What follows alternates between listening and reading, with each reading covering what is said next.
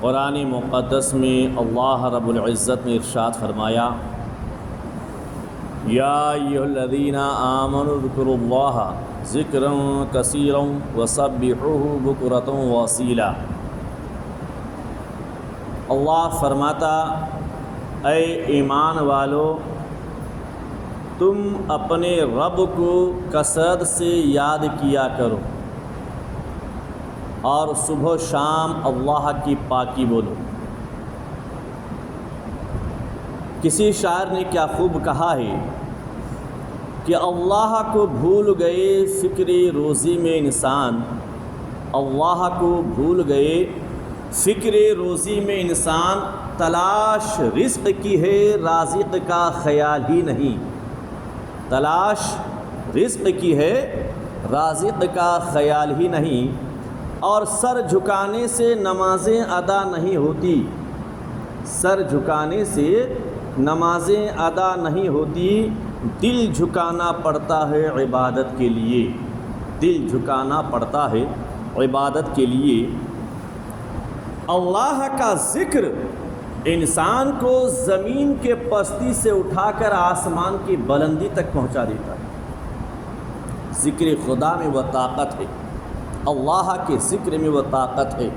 شرط یہ ہے کہ دل گناہوں سے پاک ہو، نظر پاک ہو، نیت صاف ہو۔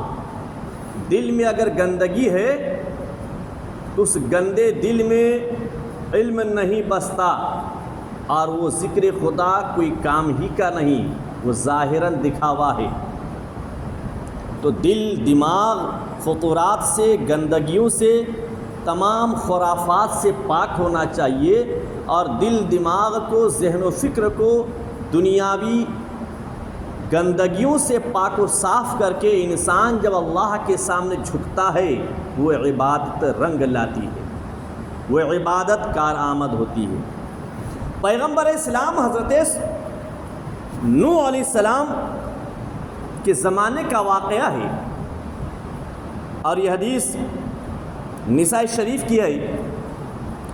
صحابی رسول حضرت سلیمان بن یسار رضی اللہ تعالیٰ عنہ نے انصار کے ایک شخص سے روایت کی،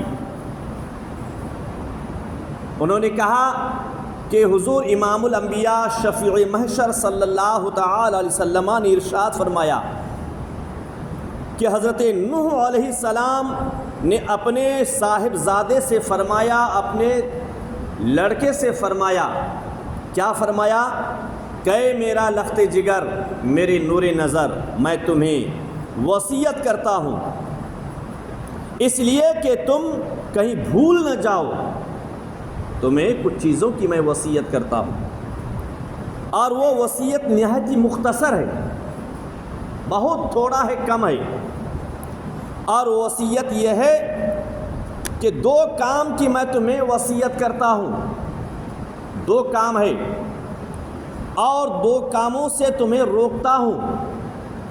کیا مطلب؟ کہ میں تمہیں دو کام کرنے کی اجازت دیتا ہوں، وصیت کرتا ہوں کہ تم اپنی زندگی میں کبھی اس کو چھوڑنا نہیں، کبھی بھولنا نہیں، اور دو باتوں سے تمہیں میں روکتا ہوں کہ زندگی کے کسی لیل و نہار میں اس کام کو ہاتھ نہیں لگانا، کرنا نہیں۔ اور جن دونوں کاموں کی میں تمہیں وصیت کرتا ہوں وہ دونوں ایسے ہیں، وہ دونوں کام ایسے ہیں کہ اللہ رب العزت خلاق کائنات ان سے انتہائی خوش ہوتا ہے، اس کام کے کرنے سے، اس کام سے اور اس کام کے کرنے والوں سے اللہ بہت خوش ہوتا ہے، اللہ راضی ہوتا ہے، اللہ تعالیٰ اس سے محبت فرماتا ہے، اللہ اسے بلندی دیتا ہے۔ جب وہ دونوں کام کو کرے گا، رب تبارک تعالیٰ اسے زمین کے پستی سے اٹھا کر آسمان کے بلندی میں کر دیتا ہے۔ جب وہ دونوں کام کرتا رہے گا، رب تبارک تعالیٰ اسے مقام رفیع سے سرفراز فرماتا ہے۔ جب وہ دونوں کام کو کرے گا تو اللہ تبارک تعالیٰ اس کے لیے جنت فکس کر دیتا ہے۔ جب وہ دونوں کام کو کرے گا، اللہ تبارک تعالیٰ دنیا میں اسے دشمنوں پر غلبہ حاصل فرمائے گا، اللہ تبارک تعالیٰ اسے عزت و وقار کی زندگی عطا فرمائے گا۔ وہ دونوں کام ایسے ہیں۔ اور اللہ کی نیک مخلوق بھی خوش ہوتی ہے، اللہ بھی خوش ہوتا ہے اور اللہ کی نیک مخلوق بھی اس سے خوش ہو جاتی ہے۔ اور اللہ تبارک تعالیٰ کے یہاں ان دونوں کاموں کی مقبولیت بھی زیادہ ہے، وہ دونوں کام اللہ تعالیٰ کے نزدیک مقبول شدہ ہے، مقبول شدہ ہے۔ ان دونوں میں سے ایک کام یہ ہے کہ تم اپنی زندگی میں لا الہ الا اللہ اس وظیفہ کو پڑھنے کے لیے لازم کر لینا، ہر دن ہر وقت لا الہ الا اللہ کا ورد کرتے رہنا، تسبیح پڑھتے رہنا۔ اللہ اس سے خوش ہوتا ہے، اللہ اس سے راضی ہوتا ہے، اللہ تبارک تعالیٰ بے انتہا اسے محبت فرماتا ہے اور اس کی زندگی میں خوشحالی عطا فرماتا ہے۔ کیوں؟ اگر تمام آسمان ایک حلقہ ہو جائیں تو بھی یہ پاک کلمہ ان کو توڑ کر آگے بڑھ جائے، آگے بڑھ جائے گا۔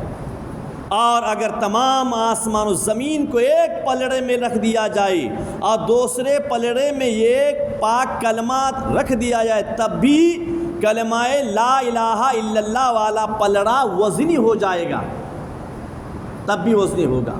اس قدر وہ طاقت اور وظیفہ ہے، اس کلمے میں وہ تاثیر ہے، وہ طاقت ہے، وہ قوت ہے، اور اس قدر اللہ تعالیٰ نے طاقت دیا ہے کہ اس کا وظیفہ کرنے والا، ورد کرنے والا کو اللہ تبارک تعالیٰ دنیا میں عزت کی زندگی عطا فرماتا ہے، دشمنوں پر غلبہ دیتا ہے، اور اس کا ہر کام زندگی کا بنتا جائے گا۔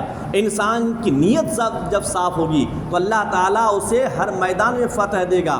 اس کلمے کے وظیفے سے انسان کا ذہن صاف ہوتا ہے، اس کلمے کے وظیفے سے انسان کا دل صاف ہوتا ہے، اس کلمے کے وظیفے سے انسان کی نیت صاف ہوتی ہے، اس کلمے کے وظیفے سے اللہ تعالیٰ اس کے گھر میں خوشحالی عطا فرماتا ہے، رزق میں برکت دے گا، کاروبار میں برکت دے گا، اور تمام گھر میں اللہ تعالیٰ خوشحالی اور خیر و برکتوں کا نزول فرمائے گا۔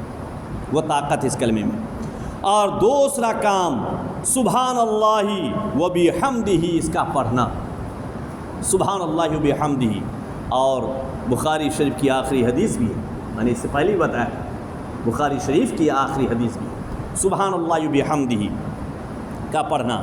کیوں کہ یہ ساری مخلوقات کی عبادت ہے، یہ صرف انسان کی عبادت نہیں، یہ جنات کی بھی عبادت ہے، پرندوں کی بھی عبادت ہے، چرندوں کی بھی عبادت ہے، جانوروں کی بھی عبادت ہے، فرشتوں کی بھی عبادت ہے، پیڑ پودوں کی بھی عبادت ہے، کل مخلوقات کی یہ عبادت ہے، ساری مخلوقات کی یہ عبادت ہے۔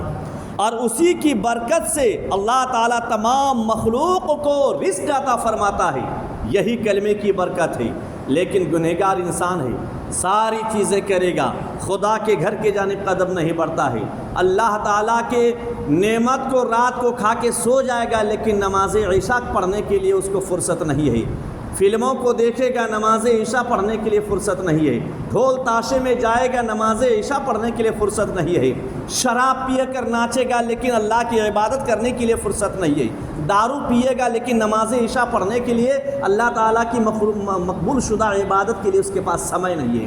تو جو طبقہ، جو قوم اللہ کی عبادت سے ہٹ جاتی ہے، اللہ تعالیٰ ظالم بادشاہ کو اس پر مسلط کر دیتا ہے، اور آفات اور بلیات میں اللہ تعالیٰ اس کو گھیر دیتا ہے۔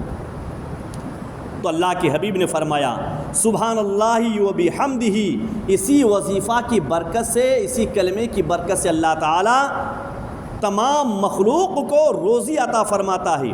کوئی بھی چیز مخلوق میں ایسی نہیں ہے جو اللہ تعالیٰ کی تسبیح نہ کرتی ہو۔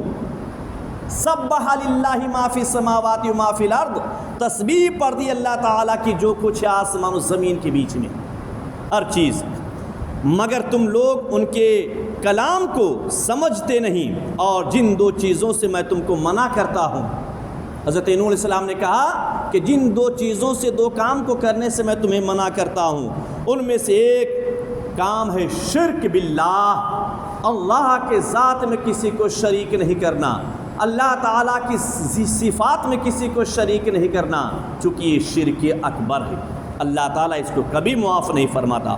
اور دوسرا کام ہے تکبر، دل میں کبھی گھمنڈ پیدا نہیں کرنا، دل میں تکبر پیدا نہیں کرنا.